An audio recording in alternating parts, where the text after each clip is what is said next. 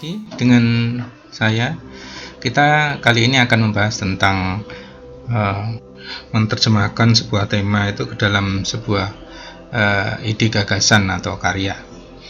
Ya, posisinya di mana nanti ide gagasan itu, gagasan bentuk itu di antara karya yang sudah jadi itu posisinya pada posisi di mana? Ya, nanti kita bahas secara bertahap. Nah, tentunya kalau Anda mengikuti perkuliahan atau video saya sebelumnya tentang pembahasan tema jadi karya, ya, mungkin nanti videonya bisa Anda lihat terlebih dahulu. Di sana saya menjelaskan tentang mekanisme bahwa ada prosedur, ya, ada prosedur yang dijalankan. Mungkin saya bisa ingatkan lagi atau bisa refresh lagi tentang hal tersebut.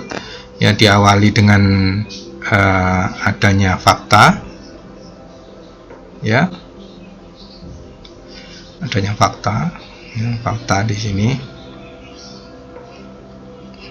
Nah, kemudian dari fakta ini ada isu yang muncul, ya, isu dasarnya, ya. Isu dasarnya itu biasanya kita cari, kita buatkan, ya, isu dasarnya itu. Biasanya isu-isu ini muncul dari akumulasi fakta-fakta yang kita kerjakan atau kita kumpulkan, ya. Kemudian dari isu ini lahirlah karena isu ini akan membangun konteks, ya,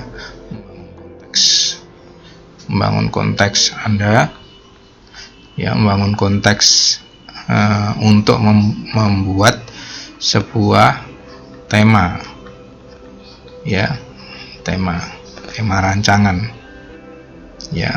Anda akan membangun tema rancangan ini dengan mengandalkan isu-isu yang sudah ini. Nah, tema ini berjalan terus. Target akhirnya itu sebenarnya kan sebuah karya arsitektur, ya, karya arsitektur. Ini saya tuliskan. Nah, ini sebuah karya, ya, sebuah karya arsitektur. Nah, karya ini nanti yang biasanya kita nikmati, ya, nikmati. Nah, perjalanan dari tema menuju karya ini memang cukup panjang dan cukup rumit, ya. Selain kalau di bagian ini desainer lebih banyak ya, saya gariskan dengan lain supaya lebih, ya, saya kasih batas di sini. Di sebelah sini lebih banyak pada identifikasi fakta dan masalahnya, ya. Identifikasi, saya tuliskan saja identifikasi masalah dan fakta, ya, masalah dan fakta. Nah, identifikasi masalah dan fakta. Sedangkan kalau kita sini ke sini, ini adalah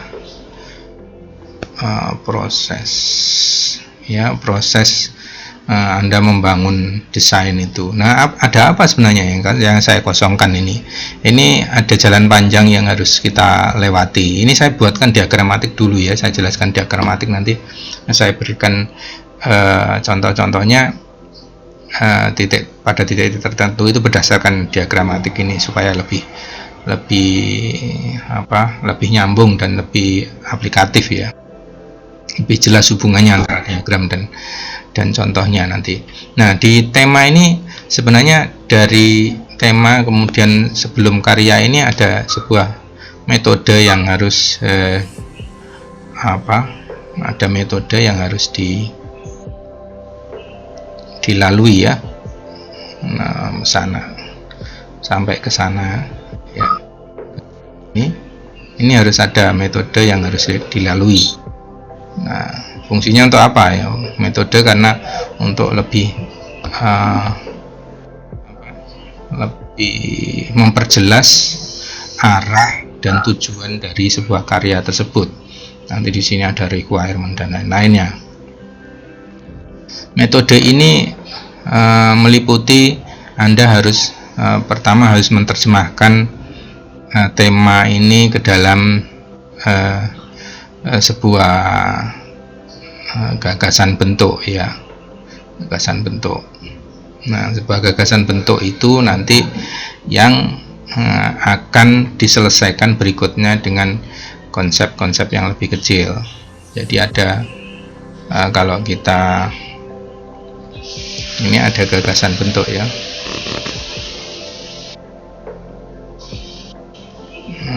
Saya masukkan di sini.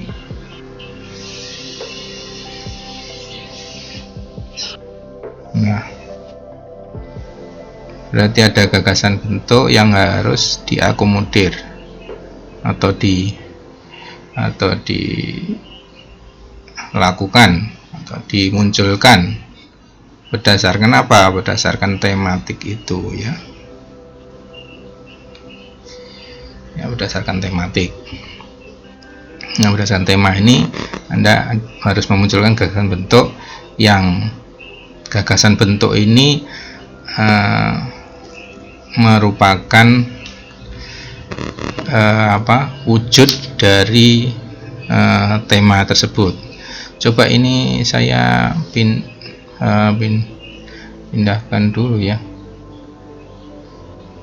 Nggak bisa. Jadi saya coba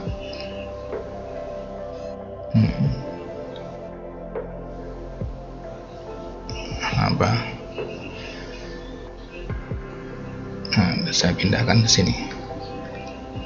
Nah, pindahkan di situ. Jadi dari sini Anda harus membuat gagasan bentuk.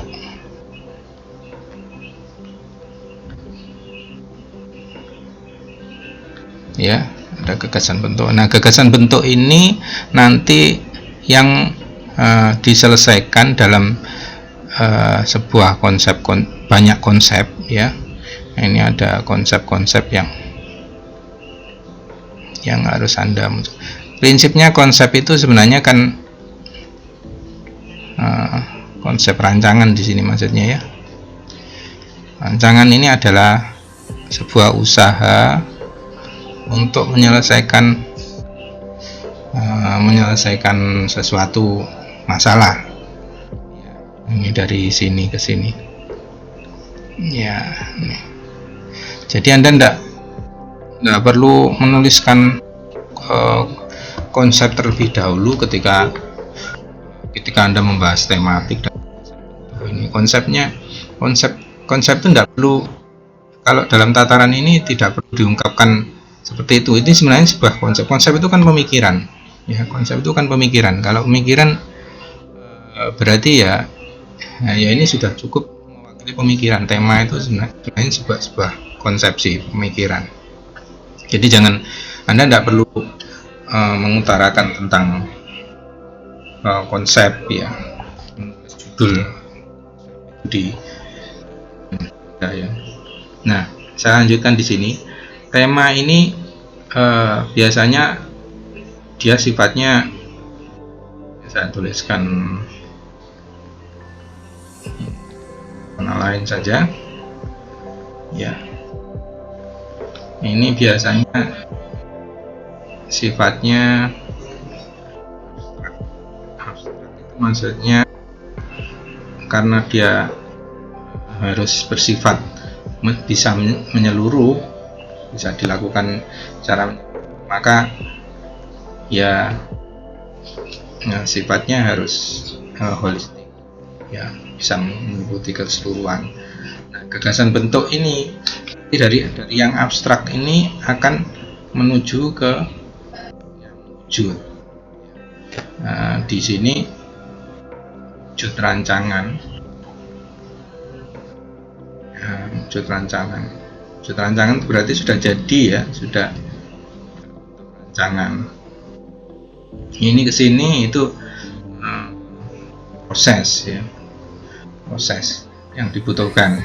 Jadi kalau kita sudah membuat abstraksinya, kita akan menerjemahkan kemudian menjadi sebuah bentuk. Gagasan bentuk ini berarti embrio atau ide-ide tentang bentuk dan ruang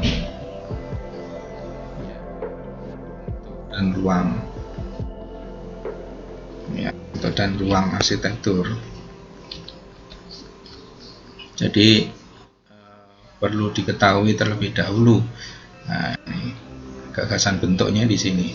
Nah, gagasan bentuk ini tentunya masih sangat, karena dia embrio, jadi cikal bakal ya, mestinya sangat holistik sekali. Jadi bisa jadi karena itu hanya mensifati atau menerjemahkan dari abstraksi yang bersifat holistik itu. Holistik itu berarti menyeluruh, keseluruhan ya. Jadi masih maknanya bisa lebih majemuk. Cuman kalau di gagasan bentuk ini dirupakan dalam sebuah perhubungan atau nilai karakter yang diwujudkan dalam gagasan bentuk. Gagasan bentuk apa? Tidak perlu apakah harus meniru dari apa, dari aliran apa, enggak ya. Anda bebas untuk menerjemahkan ini ke sini ya, menerjemahkan ini menjadi ini.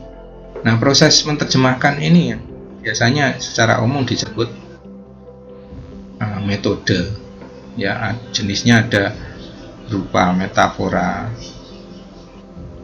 ya, metafora, ada yang analogi ya, yang umum yang dilakukan ini ya, yang dilakukan. Dan ada beberapa yang lainnya seperti yang dilakukan oleh Frank Gehry itu ya. Frank Gehry memang dia punya cara sendiri, kemudian juga Eisenman dia punya cara sendiri. Nah, dari sini, dari gagasan bentuk ini ya, dari gagasan bentuk akan diterjemahkan lagi menuju sebuah konsep-konsep yang penyelesaian, karena gagasan bentuk ini belum menyelesaikan masalah-masalah yang secara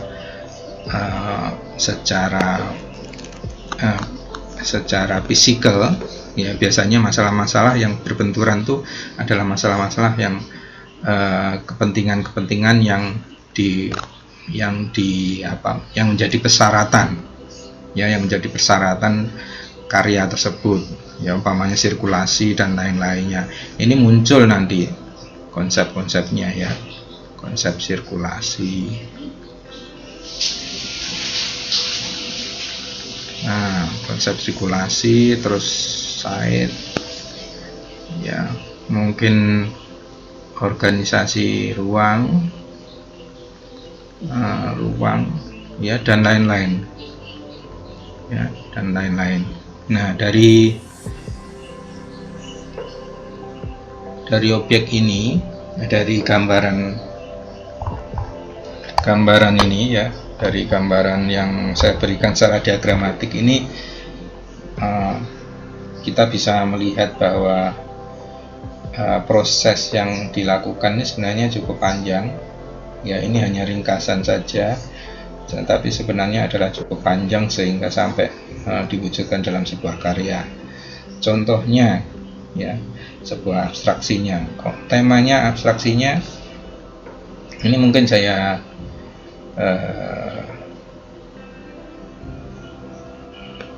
batasi dulu ya, biar lebih mudah untuk mengidentifikasinya.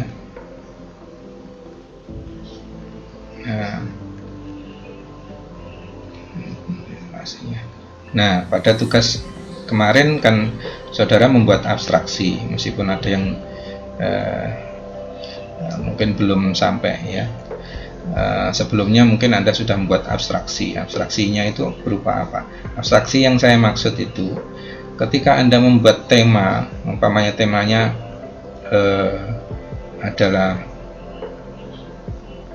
perbedaan ya. Nah, umpamanya temanya ini. Nah, Anda menceritakan sehubungan dengan dasar isu yang ini ya, dasar isu ini ya, ini yang sudah Anda buat itu Anda memunculkan kreativitas tentang perbedaan.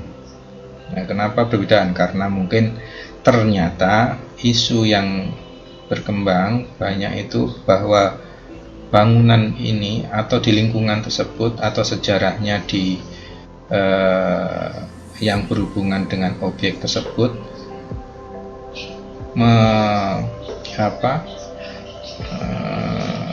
memaparkan atau menggambarkan banyak perbedaan yang muncul dan terjadi banyak kepentingan yang muncul, dan perbedaan-perbedaan tersebut sampai sekarang masih bisa menjadi muncul, namun tetap bisa dirupakan dalam satu arah, satu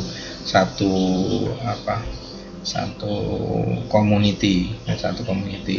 Nah, dengan latar belakang tersebut, tema tersebut ya, Anda memunculkan sebuah tema dengan perbedaan. Nah, perbedaan ini Anda menceritakan prinsipnya perbedaan itu apa sih? Ya, pada awalnya mungkin Anda bisa menarasikan untuk itu sambil membuat membuat ilustrasi ya, ilustrasi yang menggambarkan adanya perbedaan secara prinsip ini. Jadi secara permasalahan secara holistik itu Anda ungkap di sini. Jadi Anda berimajinasi tentang bercerita tentang perbedaan tersebut, kenapa sampai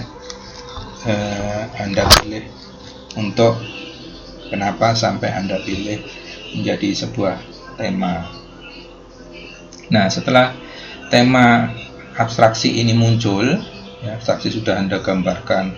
Kalau Anda punya tematik sebuah peperangan ya, tematiknya peperangan atau perang Ubud atau perang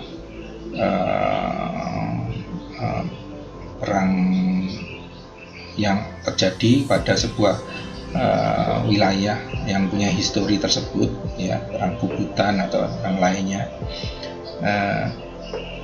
Anda menceritakan ya, mengabstraksikan perang Bubutan itu seperti apa, dan jadi Anda mendalami situasi yang akan Anda metaforakan ya, Anda akan ke dalam bentuk gagasan ya, gagasan bentuk. Nah, gagasan bentuk itu harus mengikuti sebuah aliran, tidak ada ya, Anda bebas ya, bebas untuk menentukan ya. Patokan awalnya untuk mempermudah biasanya menggunakan geometri itu, tapi geometri itu kan hanya membantu. Jadi Anda boleh membuat sebuah gagasan bentuk dari manapun ya, tidak perlu meniru sesuatu juga tidak apa-apa, yang penting perbedaan itu diungkapkan dalam apa. Umpamanya, contohnya saya membuat perbedaan karena perbedaan ini dalam definisinya adalah antara kehadiran satu dan yang lainnya ya, berupa sesuatu itu bisa bentuk atau lainnya, itu mempunyai karakteristik yang tidak sama ya, karakteristik bisa menyangkut masalah yang nampak maupun tidak. Nah, ungkapannya dari gagasan bentuk saya saya akan mengambil ada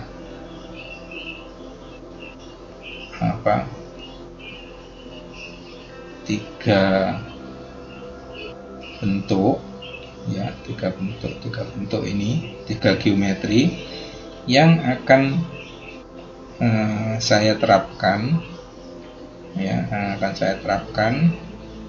untuk memetaforakan atau mengkiaskan ya, memetafora itu mengkiaskan dari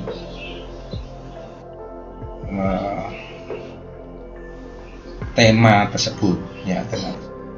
Nah, perbedaannya saya wujudkan yang ada 4 ini ya. Saya wujudkan dengan menyusun bentuk-bentuk ini, bentuk dasar ini ya, geometri ini. Geometri belum tentu jadi ruang nanti dan harus melalui pengembangan. Ini kan prinsipnya bahwa masing-masing punya karakteristik yang berbeda. Saya memilih geometri karena lebih mudah. Apakah saya boleh membuat geometri yang lain, Pak, selain yang platonic solid? Itu boleh ya, Anda boleh membuat itu. Yang penting bahwa misi tentang tematik perbedaan itu muncul, karena prinsipnya perbedaan tadi sudah saya sebutkan. Meskipun berbeda, kita tetap bekerja dalam satu community. Jadi berarti ini bekerja secara bersama-sama untuk muncul dalam sebuah karya rancangan. Nah, mulai dari sini Anda menyusun sebuah konfigurasi ini. Nah, ini dua dimensinya ya, dua dimensinya.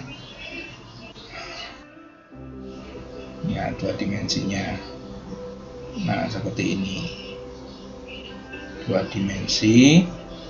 Nah, kalau sudah di sini kita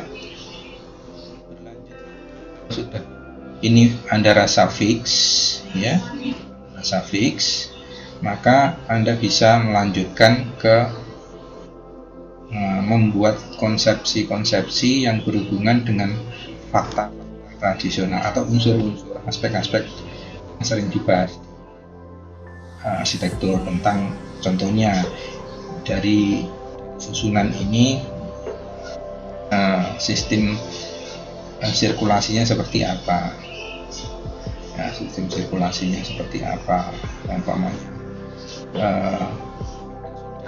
membuat ini, kemudian sistem sirkulasinya seperti apa buat, dan seterusnya, terus sampai konsep yang lainnya ya. Konsep itu banyak nanti akhirnya terjemahannya ya, konsep ini banyak.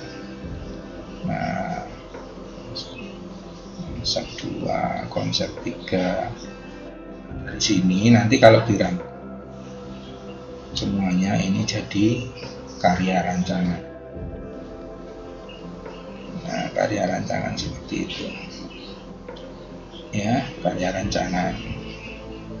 Jadi prinsipnya saya luruskan seperti itu karena masih banyak mungkin beberapa yang berpikiran bahwa ini tidak ada prosedur yang memandu untuk itu. Nah, untuk bagian ini selesai, nanti kita lanjutkan dengan untuk memberi kira-kira contoh secara real itu seperti apa. Oke?